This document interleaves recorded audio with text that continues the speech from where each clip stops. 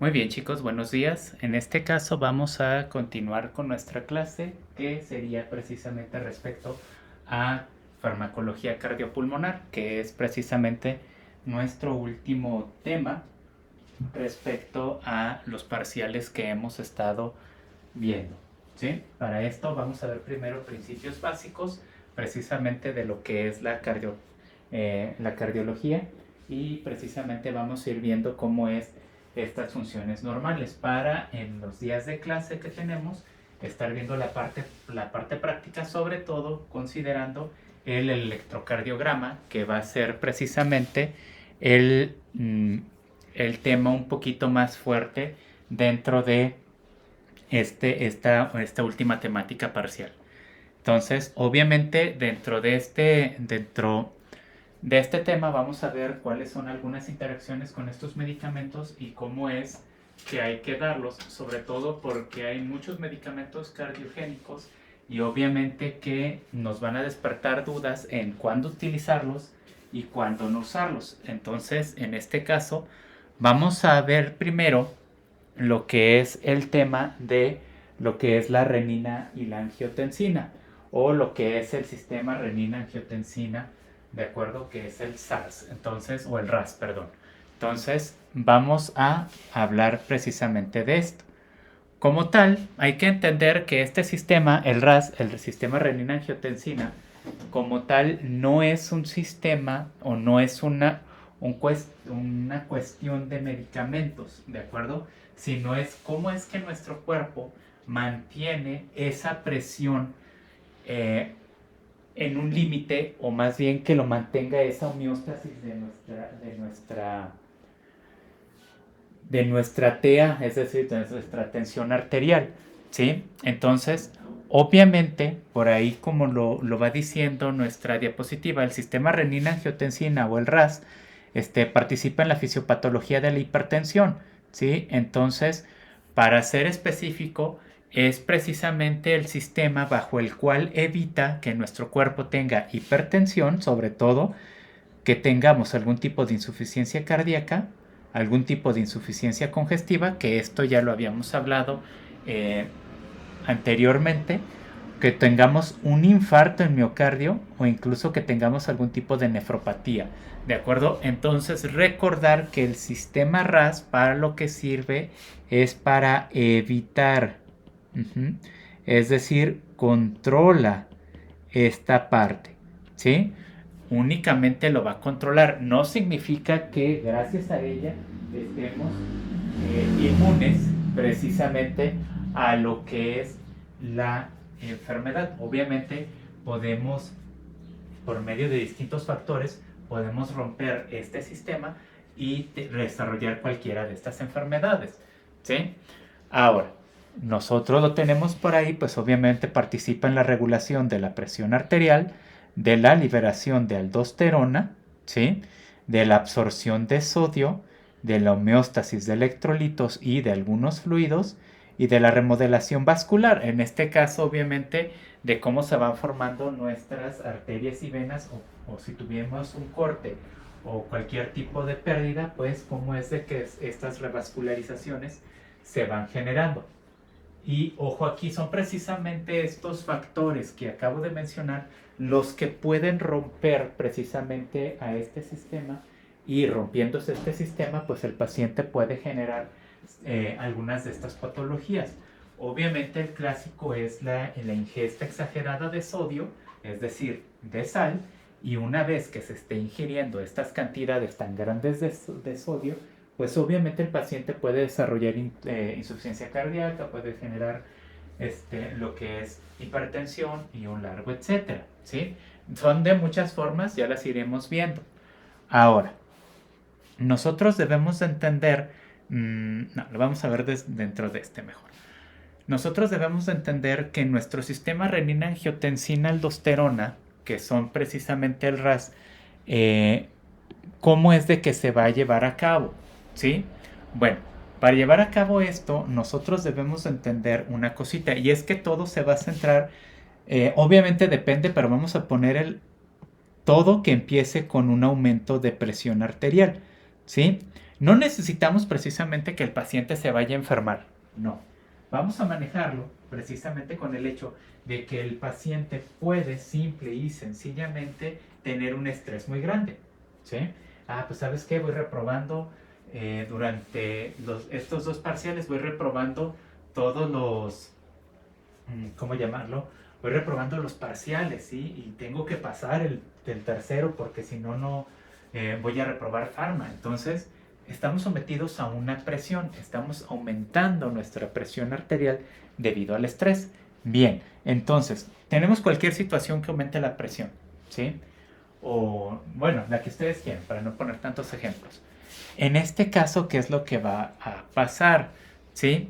Independientemente sea aumento o descenso, lo primero que vamos a ver o lo primero que va a pasar es precisamente que nuestro riñón, específicamente en la médula, va a hacer la liberación de acuerdo de una pequeña enzima que va a ser la renina.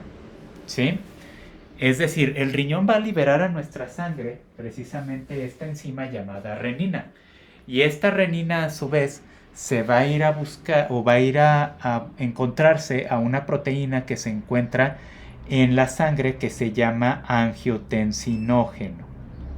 ¿Vale? Entonces, una vez que se una la renina con el angiotensinógeno, este angiotensinógeno se va a transformar en angiotensina 1. Entonces lo vamos a tener ahí en angiotensina 1. Ahora, nosotros debemos de entender en cuenta que la angiotensina 1 va a empezar a modificar la presión, es decir, ya sea que la disminuya o que la aumente, dependiendo cuál sea el caso. Entonces, eso es lo que va a hacer la angiotensina 1. Podemos decir, bueno, pues ahí termina. Sin embargo, nuestra angiotensina 1 no va a ser del todo suficiente para poder regular toda la presión que tenemos en nuestro cuerpo. Ahora, si lo logra la angiotensina 1, qué bueno, se para ahí el RAS, se para ahí el sistema renina-angiotensina. Sin embargo, si no lo logra y requiere todavía mayor actividad, bueno, entonces ahora el hígado, ¿sí? El hígado liberará otra enzima que en este caso se va a llamar enzima convertidora de angiotensina, en este caso por sus siglas que es la ECA, ¿sí? Entonces, la enzima convertidora de angiotensina va a buscar a la angiotensina 1 y ahora, una vez unido esta enzima que viene del hígado, liberándose a la sangre, se une precisamente a la angiotensina 1 y la va a transformar ahora en angiotensina 2. La angiotensina 2 tiene varias funciones.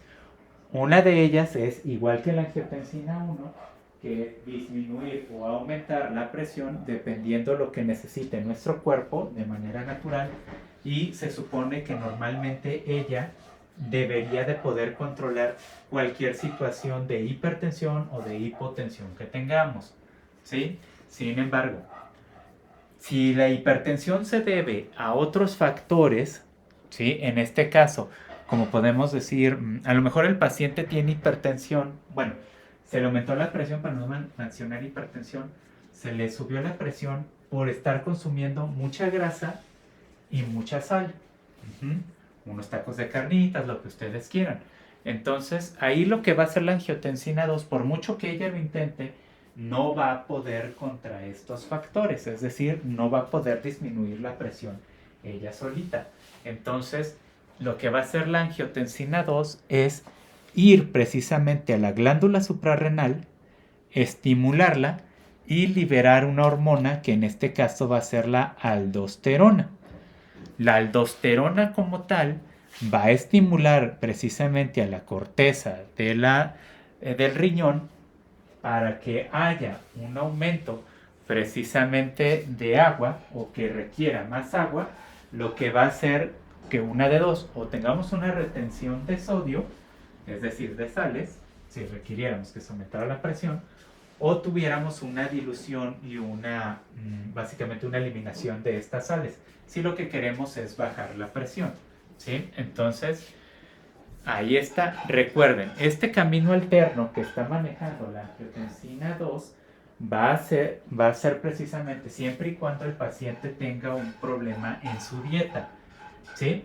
Si no tiene un problema de dieta, si es por estrés o por cualquier otro factor, entonces la propia angiotensina 2 puede disminuir o aumentar la presión por sí sola.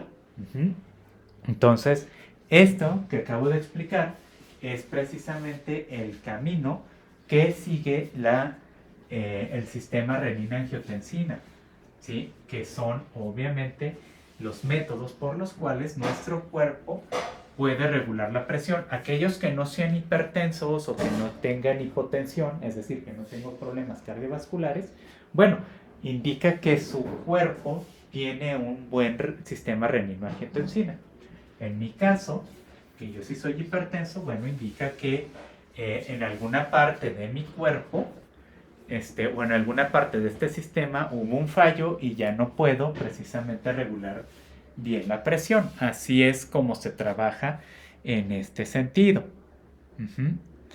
Y bueno, nada más recordando, pues dentro de los componentes que tenemos precisamente para este sistema renina-angiotensina, pues tenemos a la propia renina, ¿sí? Que obviamente ya expliqué cómo funciona todo el sistema, y nada más entender que este componente viene precisamente del riñón, es decir, viene de la nefrona, y hay que entender que la renina por sí sola puede actuar o puede entrar al sistema en lo que son 15 minutos. Entonces tampoco se va a tratar de que ustedes tienen estrés y enseguida se van a tranquilizar. No, hay que esperar un tiempo promedio de lo que son entre 15 minutos a una hora para que todo el sistema renina-angiotensina haga efecto. ¿De acuerdo? Entonces también no se me vayan, si tienen alguna vez un problema de presión alta, tampoco se me vayan a estresar de que tengo 5 minutos con presión alta, no se me ha bajado. No, tranquilos, ¿vale? En este caso los componentes tardan un ratito, pero si ya pasó una hora, 2 horas y siguen con esa presión muy muy alta, pues bueno, ahí sí es mejor acudir al médico y revisar qué es lo que está pasando. Podemos tener otro que es angiotensinógeno, sin embargo, pues les comento, todos estos sistemas ya los he estado manejando, ya los hemos estado viendo con anterioridad. Ahora, el papel del RAS como tal. Entonces, la presión sanguínea, nosotros debemos de entenderla normalmente, o uno de los factores que nosotros vemos siempre involucrados en esta parte de la presión o de los problemas en la vascularización, es precisamente por la ingesta de sodio. Recuerden, y lo vimos precisamente en el sistema neural, muchos de los componentes se basan en las bombas de sodio. Entonces, si nosotros consumimos una cantidad mayor de sodio, entonces hace que haya un desequilibrio en lo que es precisamente estas bombas, haciendo que los músculos, sobre todo los del ventrículo izquierdo, se empiecen a volver locos, ¿sí? Entonces empiezan a contraerse más de lo que deberían o con una mayor fuerza de la que debería. Ahora, nosotros debemos de entender entonces que la misma cantidad de sodio que nosotros consumamos debe de ser igual la ingesta a la excreción, ¿sí? Es decir, si ustedes se comen 1 gramo de sodio, en su orina debe de salir 1 gramo de sodio, así de fácil. Entonces, si en cambio hay otros, digamos, que están comiendo 2 gramos de sodio y sale medio gramo, nosotros estamos teniendo una retención de 1.5 gramos de sodio, ¿de acuerdo? Entonces, ahí nos puede haber una indicación de que el sistema renina-angiotensina tiene algún problema, o incluso podemos decir que el corazón y los riñones ya se están viendo afectados por esta parte. Entonces, por eso no hay que estar exagerando tanto en la cantidad de sodio que ingerimos. Ojo, aquí ustedes a lo mejor se pueden hacer a la idea de que esta ingesta de sodio única y exclusivamente es a partir de la sal que agregamos a los alimentos. Sin embargo, y esto lo hemos visto mucho en clase, el estar consumiendo sueros orales, Electrolyte, Gatorade, Flashlight, el que ustedes quieran, sin necesidad de ser, o más bien sin que ustedes sean deportistas, también puede alterar esta parte del sistema renina-angiotensina. Entonces, a lo mejor ustedes pueden decir, ¿por qué tengo la presión tan elevada si yo no consumo tanta sal? No, pero consumes muchísimo Gatorade diario, Flashlight diario, entonces ese puede ser un problema, ¿sí? Lo quieran o no, ahí tiene minerales, tiene sodio, potasio, calcio, etcétera, y ahí el corazón puede sufrir esta parte. Entonces, nosotros debemos de tener en cuenta que sí, el RAS puede precisamente alterar o puede regular estos niveles de sodio que tenemos, sin embargo, no siempre van a ser factibles, ¿vale? Entonces, obviamente también influye mucho la edad, pero no es una determinante a tener mucho en consideración. Ahora, nosotros también debemos entender que a pesar de todo esto, debemos de tener en cuenta que al final de cuentas, ¿cómo vamos a ver que nuestro RAS está fallando? Nuestro RAS va a estar fallando precisamente porque nuestra presión arterial se va a ver modificada. Ya sea que suba o ya sea que baje demasiado. Cualquiera de las dos. Entonces, incluso simplemente en la actividad que hicimos la semana pasada de estar subiendo y bajando el edificio, ustedes obviamente checaron que el pulso cardíaco, ojo, el pulso, no la presión, aumentó. Obviamente la cantidad de fuerza con la que se bombea la sangre, es decir, la presión arterial, aumentó también. No la medimos, sin embargo, ahí entra, fíjense cómo es tan susceptible el RAS de cambiar con cualquier cosita, porque obviamente ustedes subieron y bajaron, se estresaron, se cansaron, subió la presión, ¿sí? Sin embargo, no se modificó o no llegó a la normalidad tan rápido, ¿sí? No fue el instante de que se activó el RAS y ya no tengo presión elevada, no. Entonces, a esto voy, pueden disminuir o pueden alterar este RAS ya no solo ahora con el sodio, sino con factores externos como es el estrés, ¿sí? Como puede ser la misma fatiga o incluso con nuestra propia dieta. Hay que tener mucho cuidado precisamente con lo que consuman, con la cantidad con lo que se estresan y obviamente con la cantidad de sal que están consumiendo. Obviamente existen muchísimos medicamentos en este caso que nos van a ayudar simplemente para alterar el RAS, ¿sí? O más bien para ayudarle al RAS. Estos medicamentos que vamos a ver o que tenemos aquí en la pantalla son precisamente medicamentos que su función es sobre el sistema renina-angiotensina. Es decir, nosotros tenemos algún problema en el RAS, ya sea que no se genere renina, ya sea que no se genere aldosterona, ya sea que no se genere el que ustedes quieren, ¿sí? Entonces, si han tenido algún tipo de este medicamento, significa que su RAS está precisamente alterado. Entonces, dentro de los primeros que vamos a tener son precisamente inhibidores de la enzima de la angiotensina, es decir, en este caso, la familia de del captopril, lisinopril, enalapril, benzalapril, quinapril, ramipril y moxeprinil, ¿de acuerdo? Entonces, cualquiera de ellos va a actuar precisamente sobre lo que es la angiotensina 2, específicamente sobre la enzima convertidora de angiotensina 2, ¿sí? Entonces, ¿qué significa que hacen estos medicamentos? Significa que el paciente no puede generar angiotensina 2, ¿vale? Entonces, ¿para qué queremos evitar que genere angiotensina 2? Porque el paciente, de acuerdo, dos situaciones, una, tiene un problema renal y dos, tiene un problema de hipertensión. ¿Sí? Entonces, no es como tal de que el paciente por dieta esté aumentando su presión arterial. No, simplemente puede tener un problema en los riñones, ¿de acuerdo? Y al tener ese problema de riñón está despertando o está originando que genere esa hipertensión precisamente por la producción de aldosterona. Entonces, ¿qué vamos a hacer? Vamos a dormir a lo que es angiotensina 2 y evitar que el paciente ya no tenga ese aumento de presión. Ojo, no se va a curar de lo que son los factores renales, el paciente va a seguir precisamente con eso, pero por lo menos los factores de presión no los va a tener, ¿sí?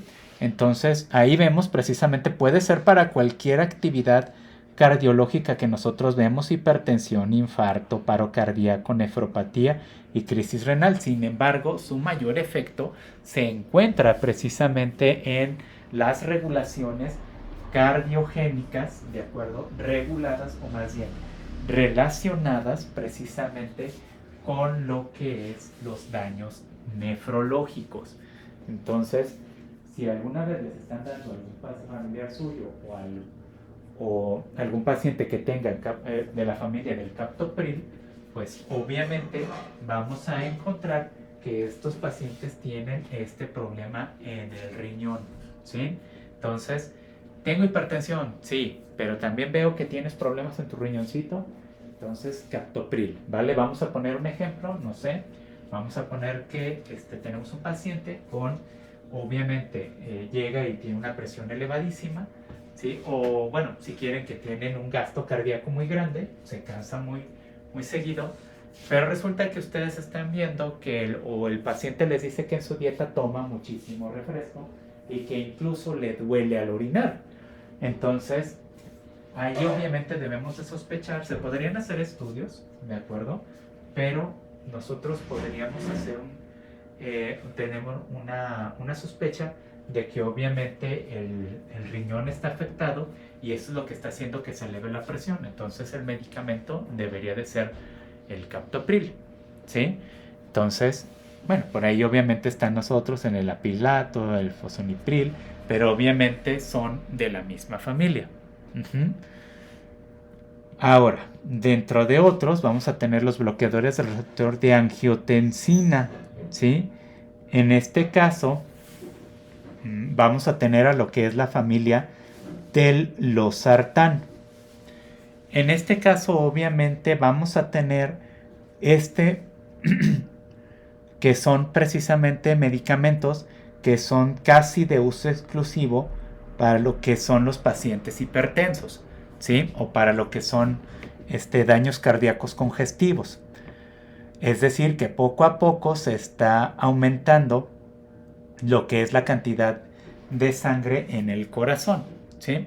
Entonces, aquí cómo vamos a saber cuándo dar estos, ¿sí? Cuándo vamos a precisamente a dar losartán, ¿de acuerdo? Aquí algo muy específico es precisamente que el paciente, si se fijan aquí, yo no estoy mencionando que el problema está en riñones. Aquí el problema más que nada va a estar en la cantidad, en este caso de dos circunstancias, tanto de sodio como de grasita que está consumiendo el paciente. Entonces, podemos verlo para losartán cuando tenemos un paciente con hipertensión, pero que a su vez también tiene problemas con su peso. Y no estamos hablando exclusivamente de que el paciente esté obeso, ¿sí? Puede ser un paciente delgado, de acuerdo, incluso desnutrido, pero que tiene esos problemas de alimentación. A lo mejor puede ser un paciente muy delgadito, pero lo único que está consumiendo es frituras, vamos a pensarlo así, o la clásica coca con pan, ¿no? Entonces tenemos un problema ahí alimenticio y además estamos viendo el problema de la presión. Entonces, cuando es este caso de alimentación, obviamente debemos de acudir a la familia del losartán, ¿de acuerdo? Aquí a lo mejor me puedes decir, profe, yo he visto que hay pacientes que se le mezcla losartán y captopril. Bueno, en este caso, ¿Qué nos indica? Nos indica que ambos van a ser para la hipertensión, por supuesto, pero ambos, a lo mejor aquí yo pensaría que el paciente tiene dos circunstancias de hipertensión. Uno, su mala alimentación, ¿sí? O a lo mejor consume demasiada grasa. Y a lo mejor también estamos viendo un paciente que también ya tiene problemas renales. Entonces, obviamente, por eso se debería de hacer ese combo de losartán y de captopril. Uh-huh.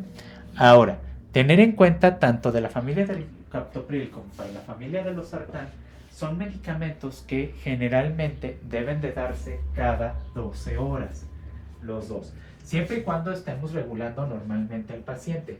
Hay pacientitos que apenas están empezando en esta parte de la medicación e incluso se puede dar hasta 24 horas. Entonces, no pasa nada si al paciente se le da este medicamento cada 24 o cada 12, es lo normal. Donde sí debemos de tener un poquito en consideración es precisamente que al paciente se le esté dando medicamentos cada 8 horas. Eso obviamente trae como consecuencias, y hablando precisamente de los efectos secundarios, podría generar daños a nivel obviamente renales, aumentar lo que es el daño renal, y algo que ustedes deberían de cuidar mucho, sobre todo en este tipo de medicamentos, es en la hinchazón de los pies, que se empiecen a dilatar las piernas. Eso ya nos habla de una retención de líquidos muy grande y que puede terminar con un daño de vascularización en piernas. Entonces, siempre que se dé losartán o captopril, cualquiera de estas familias, obviamente hay que estar cuidando que los pacientes no tengan esos pies dilatados. Y ojo, no se vale de que estoy dando losartán y vendo los pies. No, hay que estarlo revisando siempre, siempre, siempre. Si ya pasó un tiempo, el paciente no se dilata, entonces obviamente ya van de gane, ¿sí? Pero si le dieron el primer medicamento y ya tiene las piernas súper inflamadas, yo les recomendaría retirar ese medicamento e irse a otro. En este caso a lo mejor el losartán no, el valsartán, amlodipino, pero bueno, ya veremos los otros, ¿sí? Bien, vamos a hablar entonces ahora de otra patología que va a ser en este caso la cardiopatía isquémica, ¿sí? Es decir, cuando hay un daño cardíaco precisamente por la falta de irrigación en alguno de los componentes del corazón. Ahora, obviamente si hay una falta de irrigación o hay muy poca sangre que pasa directamente al corazón, pues nosotros podemos decir que esta cardiopatía isquémica obviamente va a generar constricciones progresivas, es decir, el corazón poco a poco va a ir generando arritmias, va a latir de maneras arrítmicas, a veces muy fuerte, a veces muy poquito, a veces con mucha sangre, a veces con muy poquita, ¿sí? Obviamente puede generar muchísimas afecciones, sobre todo en lo que son las arterias coronarias, ¿de acuerdo? Y angina de pecho, ¿sí? Y aquí algo hay que tener en cuenta, obviamente, la mayor parte o el mayor problema de esta isquemia es precisamente que las arterias coronarias, es decir, las arterias que están en el corazón, se inflaman tanto y se tapan. Ojo, no nada más es por aterosclerosis, es decir, no nada más es por el hecho de que se tapen las arterias por la grasita que consumamos, no necesariamente. Puede deberse también precisamente al hecho de que a lo mejor el paciente tiene una infección, a lo mejor el paciente ya está muy grande, refiriéndome a edad, o algo muy característico es de que el paciente abusa del ejercicio aeróbico, es decir, hace mucho cardio, ¿sí? Entonces, no sé, a lo mejor corre mucho, se la pasa caminando demasiado, no descansa, se estresa mucho, o incluso podemos decir que tiene una infección a nivel coronario, ¿sí? Entonces, todas aquellas infecciones, o todas aquellas afecciones, perdón, que inflamen precisamente a las arterias, entonces pueden desarrollar precisamente esta isquemia. Obviamente, y como se los comento, pues muchas veces satanizamos esta parte o esta patología y después estamos diciendo que que se debe precisamente única y exclusivamente a la aterosclerosis. Sin embargo, no nada más es esto, ¿sí? También, por ejemplo, en pacientes que tienen una mayor adhesión plaquetaria, es decir, aquellos pacientes que cicatrizan muy rápido, también pueden generar esta parte de la cardiopatía isquémica. Ojo aquí, y obviamente sabemos que la formación de moratones es precisamente es parte de un proceso inflamatorio que nos sana. Sin embargo, si ustedes son de estar, no sé, tuvieron un accidente y tuvieron muchísimos moratones por todo el cuerpo, hay que tener cuidado precisamente y hay que hacer estudios, porque puede ser que la formación de ese moratón luego genere un pequeño coágulo y ese pequeño coágulo se vaya a lo que son las arterias coronarias y las tape, ¿sí? Entonces, nada más hay que cuidar esa parte para no generar este daño isquémico. Recuerden que al final de cuentas es esa falta de irrigación. Ahora, ¿qué podemos ver también por ahí? Obviamente, pues si no llega tanta sangre, pues puede haber necrosis, puede haber una inflamación, puede haber una proliferación de células del músculo liso, es decir, de repente el músculo empieza a moverse por sí solo y hace un estado arrítmico, ¿sí? Y obviamente este estrechamiento de vasos sanguíneos. Ah, olvidé decir, obviamente esta parte de la isquemia, de la cardiopatía isquémica, puede deberse también a que el paciente abusa mucho de su ejercicio. Yo sé que luego muchos quieren, pues voy a hacer ejercicio y voy a bajar 20 kilos en una semana porque porque en un mes me voy a la playa, pero también abusar de este tipo de ejercicio puede generar esta parte de la cardiopatía y pueden morir, ¿sí? Entonces, ojo con eso. Obviamente, por ejemplo, si nosotros nos vamos a este apartado, pues bueno, ¿cómo podemos hacerle para también determinar? Pues bueno, ¿con quién vamos a estar cuidando que pueda generar cardiopatía? Pues un paciente que ya ha estado con influenza durante un periodo crónico, ¿sí? A lo mejor unos 2-3 meses con influenza y ya a lo mejor debemos de pensar que a lo mejor las coronarias se están inflamando.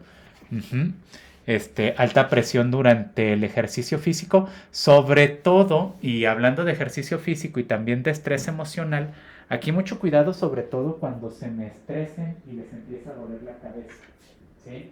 O incluso de que hacen mucho ejercicio y les empieza a doler el pecho. Entonces ahí nos puede hablar precisamente de que tienen esta cardiopatía isquémica. No estaría de más hacerse un electro o incluso hacerse una valoración en lo que es el corazón. Sobre todo, esa parte es muy común, ¿vale? Que luego se me estresan mucho, se enojan. Las personas que se enojan mucho luego les duele la cabeza horrible.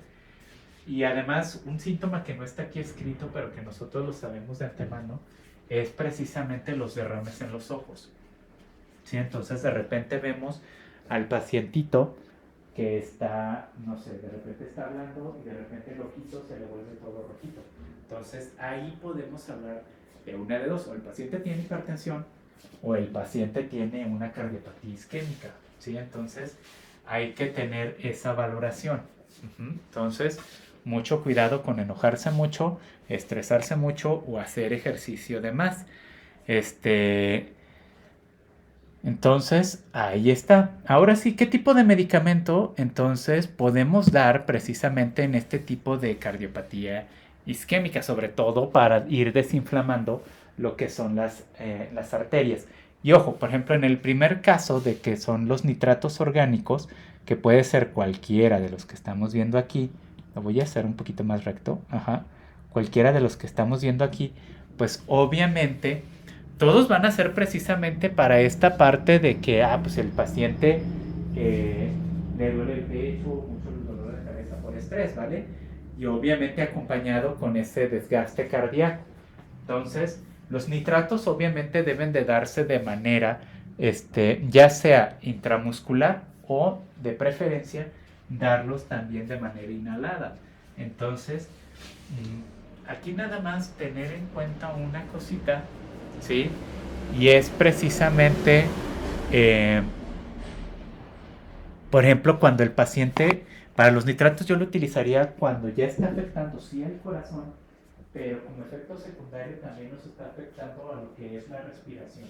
Es decir, vamos a tener un paciente que tiene cardiopatía isquémica, le duele mucho el pecho, pero aparte de que le duele el pecho, llega al hospital y les está diciendo que le falta mucho la respiración. ¿Sí? Entonces, sabe que me duele mucho el pecho, me duele el corazón, pero también estoy batallando mucho para respirar o jadea mucho. ¿Sí? Entonces, ahí es donde a lo mejor dar medicamento a base de nitratos, ahí es donde les puede ayudar a que se oxigene primero los pulmones, ¿sí? Y segundo, para que se desinflame lo que son las arterias coronarias y le permita ayudar al paciente. Ojo, son de una sola aplicación. No me van a poner nitratos cada 8 horas, ni cada 12, ni cada 24. Se le pone ahí, digamos, como es situación de emergencia, se le pone y lo que le tenga que durar el tratamiento. ¿Vale? Ahora, como es una situación de urgencias, ¿qué pasa después? ¿De acuerdo? Pues sabes que el paciente ya salió de esto, ¿de acuerdo? Y ahora sí, ¿qué es lo que voy a hacer? El paciente sigue a lo mejor con problemas de presión alta, ya le acabé de dar el nitrato, pero le sigue doliendo todavía poquito el pecho. Ya respira bien, pero le sigue doliendo el pecho. Ok, ahora vamos precisamente con los bloqueadores de calcio, que es el problema, ¿de acuerdo? Porque el corazón se está moviendo demasiado precisamente a esa constricción que tiene. Entonces vamos a ir con la familia precisamente del amlodipino. Entonces, si han visto que los pacientes a veces que tienen hipertensión se les da amlodipino, es precisamente porque estamos evitando, ¿de acuerdo?, que tenga un problema cardiovascular a futuro. En este caso, vamos a poner ejemplo mi mamá. Mi mamá tiene losartán con amlodipino. Y esto es, no crean, mi mamá se estresa mucho, esto y el otro, no. Simple y sencillamente es porque por familias o por herencia, vamos a llamarlo así, han tenido un problema precisamente de paros cardíacos o de infartos. En este caso se le da losartán para bajar la presión, de acuerdo, precisamente derivado de una mala alimentación, pero para evitar que a ella tenga un infarto o que tenga un ataque congestivo en el corazón, se le da amlodipino, ¿sí? Entonces, así es como ustedes deben de manejar. Ojo, el amlodipino no es para bajar la presión, es para evitar daños cardíacos, ¿sí? Entonces, ahí está. Que sí, como lo podemos ver a lo mejor, pues el paciente tiene hipertensión, losartano captopril, ¿no? Bien, pero, ¿sabes qué? También el paciente abusa mucho de ejercicio. Camina unos 50 kilómetros y luego se va a correr, levanta pesas, lo que ustedes quieran, ¿no? Entonces, ahí a lo mejor también, si tiene hipertensión, y hay que irle dando una pastillita de amlodipino, pues para que el pobre corazón no reviente, ¿sí? Entonces, así es como vamos a estar manejando estas partes. Ahora, la otra familia, los beta bloqueadores, que es precisamente la familia del atenolol.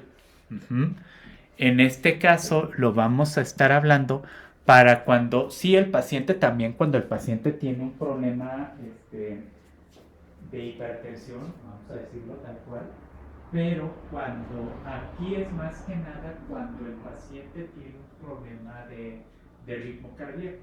Es decir, tiene hipertensión, pero a veces tiene bradicardia, tiene hipertensión y tiene taquicardia, tiene hipertensión y a veces una y otra, ¿no? Los pulsos cardíacos son muy irregulares. Ok, para evitar que el paciente entre sí en una cardiopatía isquémica, pero relacionada a lo que es una arritmia, es decir, que el corazón esté latiendo de manera irregular, entonces ahí es donde vamos a dar la familia del atenolol. Otra vez, estos medicamentos generalmente se dan amlodipino, atenolol, etcétera, se dan precisamente en un lapso de lo que son entre 12 a 24 horas. ¿Sí? Que lo más común es de que se den cada 24. Sin embargo, no pasa nada si se dan cada 12. ¿De acuerdo? Entonces, ahí está. Recuerden entonces que el atenolol va a ser de uso precisamente cuando el paciente tenga esa parte de un problema rítmico. Ahora, ¿qué otra cosa deben de considerar precisamente en estas situaciones? Cuando no se está dando bien el medicamento, tanto amlodipino como atenolol, ¿vale? En este caso vamos a cuidar, si bien con el aspartame y captopril cuidábamos las piernas, en este caso sí vamos a seguir cuidando las extremidades, pero ya no tanto de que se dilaten. Vamos a cuidar de que el paciente no tenga hormigueos en extremidades, sobre todo en las manos, ¿sí? Si le estamos dando atenolol, le estamos dando amlodipino, cualquiera de la familia, y resulta que el paciente les dice que siente muy dormidas las piernas o las manos, entonces lo mejor es retirar el medicamento. Razón, porque obviamente ya no solo, sí está haciendo el efecto sobre el nivel cardíaco, ¿de acuerdo? Pero el problema aquí es de que también está afectando sobre la vasculatura externa. Entonces hay que evitar precisamente esos daños y para eso vamos a estar checando esa sintomatología. Uh-huh. Bueno, existen otros medicamentos que obviamente podríamos dar para evitar esa parte, como es la aspirina, lo que es la heparina, etcétera. Sin embargo, estos son tratamientos de urgencias, que normalmente se dan muy, muy, pero muy rara vez, ¿sí? Bien, vamos a hablar ahora, ¿cómo llamarlo? Permítanme poquito, ¿no?